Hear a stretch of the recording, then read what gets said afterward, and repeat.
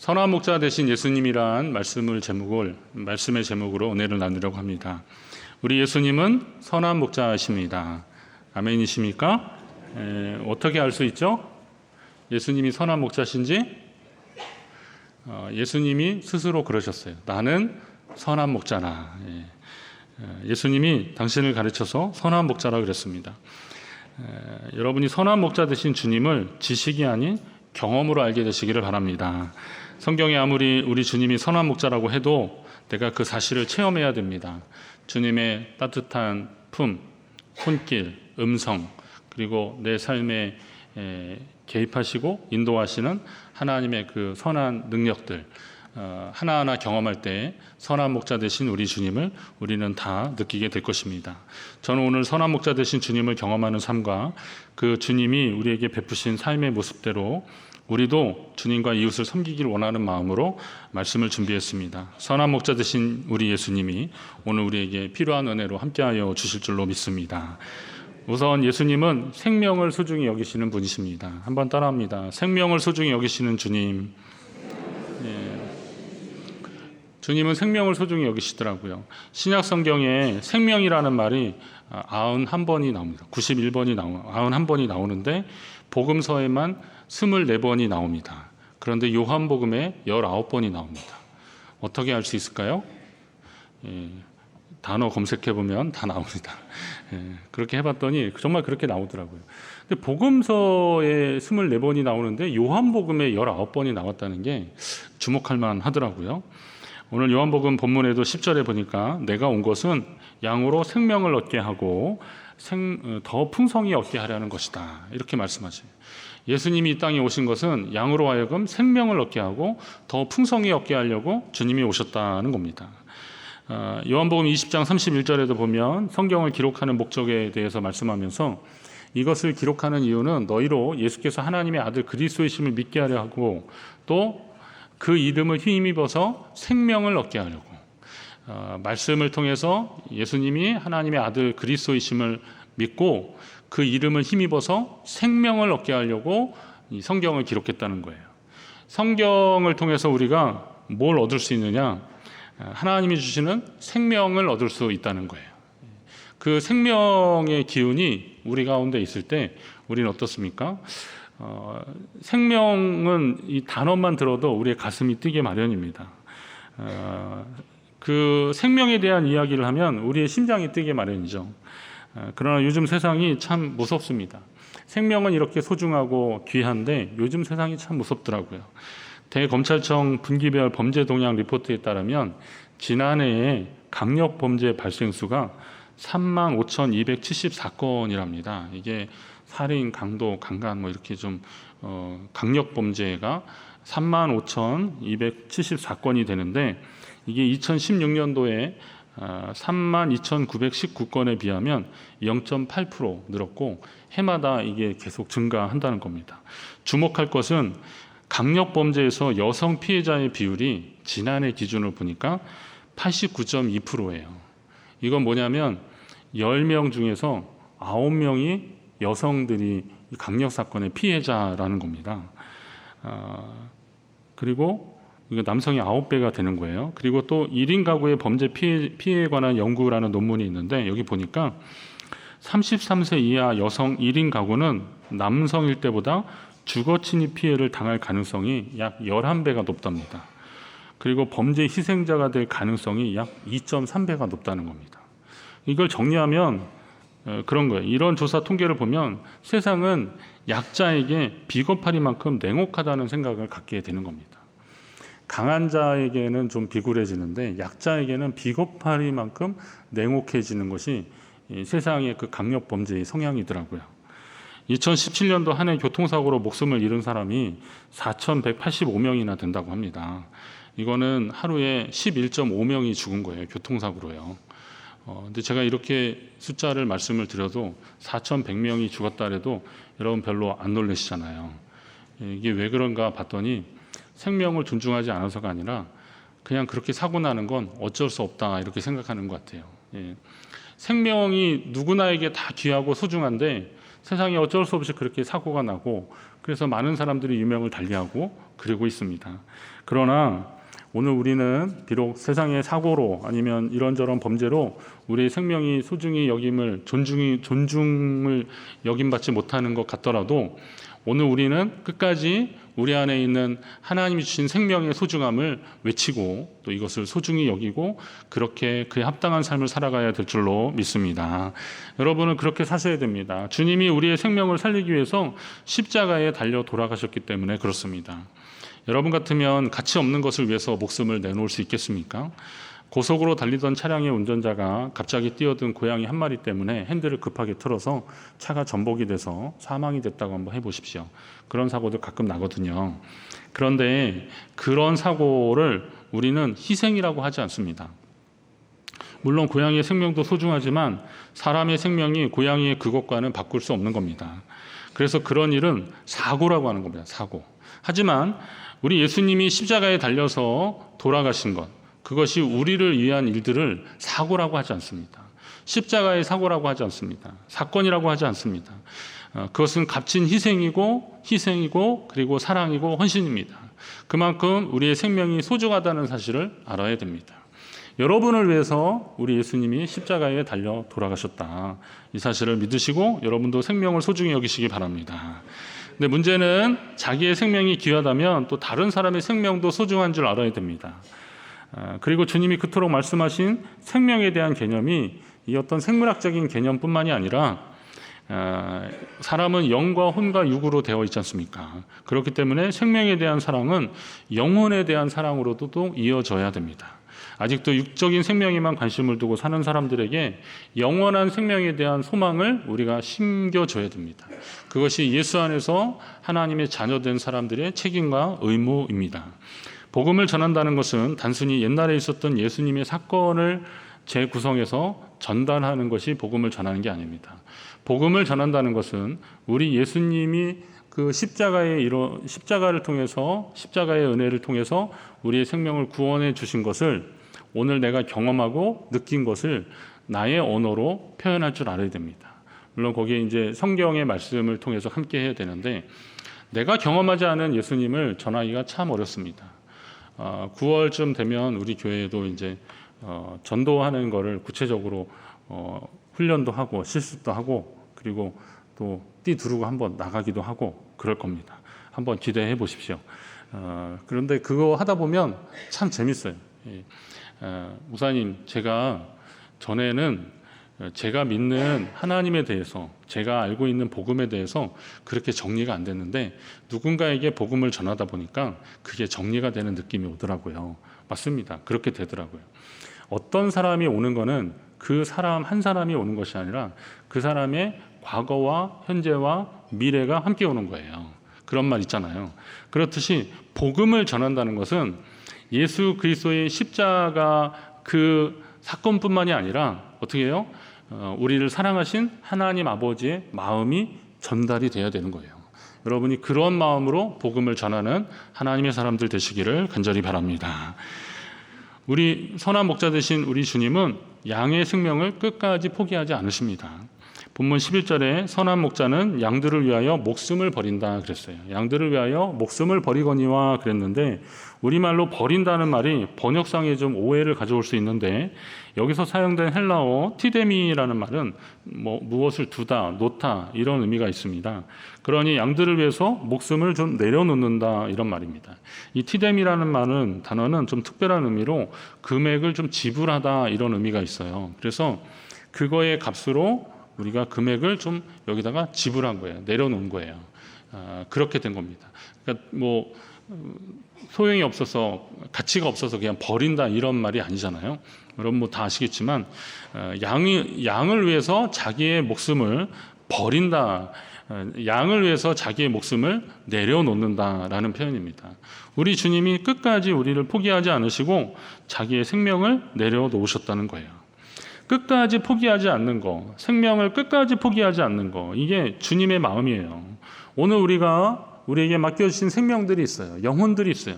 그들을 끝까지 포기하지 않고 그들에게 복음을 전하고 그들이 구원받기 위해서 애쓰는 저와 여러분 되시기를 바랍니다. 포기하지 마십시오. 여러분의 가족 중에, 형제 중에, 자녀들 중에 예수 안 믿고 그리고 다른 길로 간 형제들, 가족들 포기하지 마십시오. 여러분의 친척들, 친구들, 이웃들 포기하지 마십시오. 주님이 포기하지 않는데 우리가 포기해서야 되겠습니까? 자신의 생명이 얼마나 소중한 것인지를 깨닫고 감사한다면 또 주님이 우리에게 맡겨주신 생명도 얼마나 소중한지를 바로 알아야 되는 겁니다. 주님이 우리를 위해서 생명을 주셨다는 말씀을 읽을 때 고린도전서 7장 23절 말씀이 많이 연상이 되는데요. 너희는 값으로 사신 것이니 사람들의 종이 되지 말라, 이런 말씀이 있습니다. 당시에는 노예를 값으로 사고 파는 것이 관례였고 일반적으로 값을 치른 노예는 문서상으로 뿐만이 아니라 현실적으로 더 이상 이전 주인의 노예 상태로 있지 않는 겁니다. 값을 지불하고 사온 노예는 더 이상 이전 주인하고는 상관없어야 되는 거죠. 그 상황을 오늘 고린도전서 7장에도 말씀하고 있는 거예요. 다시는 사람들의 종이 되지 말라. 너희는 값으로 사신 것이니 다시는 사람들의 종이 되지 말라고 그렇게 말씀하고 있습니다. 물론 성도들을 값으로 산 것은 금이나 은과 같은 재물로 샀다는 것이 아니라 그리스도께서 십자가에서 자기의 생명으로 사셨으니 다시는 죄의 종으로 매여 살지 말라. 이전의 삶의 모습으로 매여 살지 말라. 하나님이 오늘 우리에게 명령하시는 줄 믿습니다. 사도행전 20장 28절에도 이 말씀을 읽어보면 그런 말씀을 해요. 여러분은 자기를 위하여 또는 온 양떼를 위하여 삼가라. 이 삼가라는 것은 주의하라, 조심하라, 이런 말인데요. 성령이 그들 가운데 여러분을 감독자로 삼고 하나님이 자기 피로 사신 교회를 보살피게 하셨느니라. 이 대목이 뭐냐면 사도 바울이 이제 3차 전도 여행을 마치고 예루살렘으로 올라가기 전에 에베소 교회의 장로들을 불러서 그들에게 권면하고 있는 내용입니다. 지금 가면은 바울이 고난당하고 결국은 죽임을 당할 것이라는 것을 알고 있었어요. 그래서 사람들은 바울한테 그렇게 가지 말라고 지금 만류하고 있는 상황이지만 그러나 바울은 내게 주신 사명을 감당하기 위해서 내가 이 길을 간다. 그러면서 에베소 교회 장로들을 불러서 이런 이야기를 하는 건데요. 여기서 보면 사도 바울은 교회가 예수 그리스도의 피값으로 사신 곳이니 그리고 또 하나님이 자기 피로 사신 교회를 보살피라고 우리를 감독자로 그리고 우리를 교회 일꾼으로 부르셨다. 그걸 알라는 거예요. 저는 목사로서 이 말씀을 좀 많이 새기고 있습니다. 교회는 하나님이 당신의 피로 사신 것이라는 말씀을 저는 새기고 있어요. 교회는 곧 또 성도 아닙니까? 그러니까 목사로서 교회와 성도를 살피는 것은 당연한 책무라는 거죠. 그런데 이게 목사에게만 주시는 말씀이겠냐 이거죠. 모든 구원받은 하나님의 사람들에게 주시는 하나님의 명령이라는 거예요. 하나님의 교회를 소중히 여기시기 바랍니다. 여러분 성도들을 소중히 여기십시오. 우리 주변에 여러분의 관심과 사랑, 손길이 필요한 성도들이 분명히 있습니다. 그들에게 먼저 손을 내미시고 그리고 위로가 필요한 사람들에게는 위로의 말을 건네주시고 그리고 격려가 필요한 사람들에게는 격려를 해주십시오.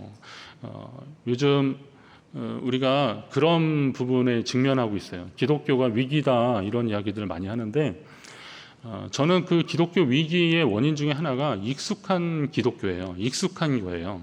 너무 익숙한 나머지 그냥 여기에 안주하는 거죠. 예. 우리는 믿음의 다음 세대를 세우고 하나님 기뻐하시는 일들을 하기 위해서 애써야 되는데 내가 지금 누리고 있거나 아니면 경험하고 있는 것이 제일 좋은 거예요. 여기서 더 변화가 되면 피곤하고 힘든 거죠. 그래서 그냥 요 안에서만 안주하는 겁니다. 교회가 전통도 중요하지만 그러나 변화와 혁신이 없으면 교회는 계속 거기에 머물거나 아니면 세상에서 밀려나고 말 것입니다. 하나님은 오늘 우리에게 복음을 주셨고요. 또 문화라고 하는 옷을 주셨거든요. 이것을 잘 적용시켜서 교회가 이 땅에서 끝까지 그리스도의 복음을 증거하고 그리고 하나님이 기뻐하시는 그 일들을 감당해야 되는데 그러기 위해서는 교회와 성도를 보살피는 기본적인 태도가 참 중요하다는 겁니다. 저는 안수를 받을 때 그 떨림이 있었어요. 안수를 받을 때 목사님들이 제 머리에 손을 얹고 안수하실 때 떨림이 있었어요. 안수를 받기 전에는 설렘이 있었고 떨림이 있었고 두려움이 있었어요. 사역을 하면서 그 떨림과 두려움, 설렘 이런 것이 계속되기를 위해서 저는 기도하고 있습니다. 근데 이건 저뿐만이 아니라 여러분이 하나님의 자녀로 살기를 결심하셨을 때, 세례 받으셨을 때, 또 직분자들이면 직분 받았을 때 그 두렵고 떨림을 계속 이어가십시오. 그걸 너무 익숙하게 생각한 나머지 그냥 타성에 젖어서 그러려니 하고 넘어갈 것이 아니라 하나님이 우리에게 주신 생명과 그리고 이 우리에게 주신 인생의 시간들을 소중히 여기고 이 날들 동안에 하나님을 위해서 내가 살아갈 수 있고 또 하나님을 위해서 봉사할 수 있는 기회 주셨음에 감사하시기 바랍니다. 우리가 그런 마음을 가지고 하나님의 교회를 사랑하고 성도들을 살피기 시작하면 거기에 변화가 일어나게 될 것입니다. 우리를 끝까지 포기하지 않으시는 하나님 아버지의 은혜로 구원받은 주의 자녀 되신 여러분도 주님이 맡주신 사명을 포기하지 마십시오. 하나님의 교회를 보살피고 성도들을 보살피는 그 사명을 끝까지 더 잘 감당하시기 바랍니다. 하나님의 교회를 끝까지 사랑하십시오. 교회를 소중히 여기시고 우리 교회를 통해서 하나님이 하신 일들을 기대해 보십시오. 그럴 때 우리는 하나님의 도구로 쓰임받게 될 것입니다. 언젠가 우연히 들여다본 그 감사헌금 봉투에 성경 구절이 있는데 그 고린도후서 9장 말씀이더라고요. 거기 보니까 각각 그 마음에 정한 대로 할 것이고 인색함으로나 억지로 하지 말지니 하나님은 즐겨내는 자를 사랑하시느니라. 이거 뭐 부흥회 때나 그 감사 절기 때 많이 들으셨죠? 인색함으로나 억지로 하지 말고 하나님은 즐겨내는 자를 사랑하신다. 근데 이게 이제 물질뿐만이 아니라 저는 이건 헌금을 드리는 때만 생각할 것이 아니라 우리 인생을 하나님께 드리는 데 있어서 이걸 적용하면 참 멋진 신앙생활을 할 수 있겠다, 그런 마음이 들었습니다. 여러분의 인생을 하나님이 기뻐하시는 그것을 향해서 즐거운 마음으로 한번 드려보시라는 거죠. 즐거운 마음으로 십자가를 지고 즐거운 마음으로 사명을 감당하시라는 겁니다. 우리는 이상하더라고요. 평소에 잘 하던 일도 잘 하고 있다가도 그 하던 일에 대한 기쁨을 상실해버리는 경우들이 있습니다. 처음 마음을 잊어버리고 그 설렘과 그 떨림을 잃어버리면 그렇게 되는 것 같아요. 하나님의 일에 대해서 열심내고 최선을 다하려고 그랬는데 그런데 그게 타성해졌고 그리고 또 사람들 의식하기 시작하고 그러다 보면 그 일을 제대로 감당하기가 어려워지고 괜히 마음 상하는 거죠. 나 아니면 뭐 이거 할 사람 없을 것 같아, 막 이런 마음도 들고 막 그러는 겁니다. 가끔 뭐 저도 이제 제가 교회에서 살고 있잖아요. 그거 아시죠? 제가 교회에서 살고 있습니다. 그래서 이 교회가 제일 가까운 데 사는 사람이니까 제가 수시로 이제 교회를 가봐요. 쉬는 날도 없어요. 그냥 가는 거예요. 집에 있으니 뭐예요. 그래서 가는데 어쩔 때는 뭐 필요한 걸 이제 제가 이것저것 하면서 느끼는데 쉬는 날 이게 뭘까 하는 생각도 들다가 제가 그런 마음이 드는 거예요. 집에 뭐가 망가져서 고치는데 쉬는 날이라고 안 고치겠냐, 이런 마음이 들더라고요. 당연한 거잖아요. 하나님 아버지의 집을 살피고 그러는데 누가 보고 안 보고의 문제를 가지고 그렇게 했다가는 기쁨으로 그 일을 감당하기가 어렵더라고요. 오늘 우리에게 하나님이 주신 사명들을 누구 앞에서 잘 하려고 생각하지 마십시오. 우리는 언제나 하나님 앞에 있는 사람들이기 때문에 보는 사람이 없어도 하나님 앞에 성실함으로 그 일들을 감당하면 되는 겁니다. 하나님이 우리를 보실 때 어떤 마음을 가지실까요? 요령 피우고 깨부리고 사람 보는 데 앞에서 그러는 사람이 아니라 신실함을 가지고 하나님 앞에 누가 보든 안 보든 간에 그 일들을 감당하는 사람들. 사실 성경을 읽고 말씀을 보고 기도하는 일들은 사람이 보는 데서 하는 일들이 아니잖아요. 이 일은 하나님 앞에 스스로 하는 일들이에요. 큐티를 하거나 기도하는 일들, 말씀을 읽는 일들, 이거 사람들 앞에서 어떻게 합니까? 근데 보이지 않는 부분에서 하는 그 성실함들을 하나님은 다 기억하고 계시는 거죠. 오늘 우리가 그런 마음으로 하나님 앞에 믿음으로 나가야 되는 겁니다. 여러분 어떤 마음으로 주님 앞에 나가십니까?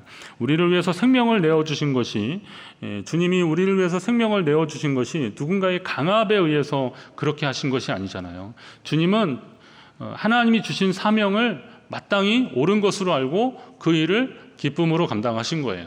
그러다 보니까 예수님이 십자가를 지러 가시는 도중에 만나는 유대인들의 핍박과 조롱들을 예수님은 극복할 수 있었습니다. 심지어는 사랑하는 제자들이 자기를 부인하는 그 대목에서도 예수님은 실망하지 않고 끝까지 그 길을 가셨습니다. 베드로에게 그랬잖아요. 내가 오늘 밤 다 굴기 전에 네가 나를 3번 부인하리라. 그랬더니 내가 죽어도 주님 부인하지 않겠다고 그렇게 말했는데 결국 예수님을 부인했잖아요. 근데 복음서 어디 잘 보시면은요, 예수님과 베드로의 눈이 마주쳐요. 예. 베드로가 그 여종한테 너 무슨 소리 하는 거냐 그러면서 예수님을 저주하고 막 그랬거든요. 나는 그와 상관이 없다고 막 그랬는데, 그럴 때 예수님이 돌아보시면서 베드로하고 눈이 마주쳐요.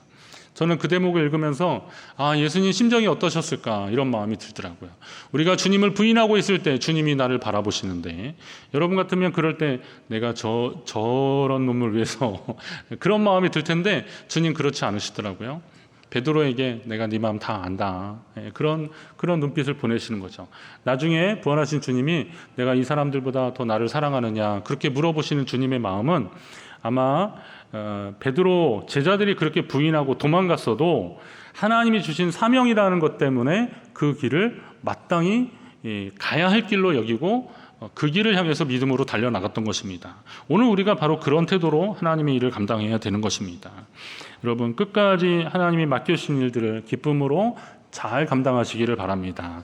설렘과 떨림이 여러분이 하나님의 일을 하는 데 있어서 계속되시기를 주의 이름으로 축원합니다.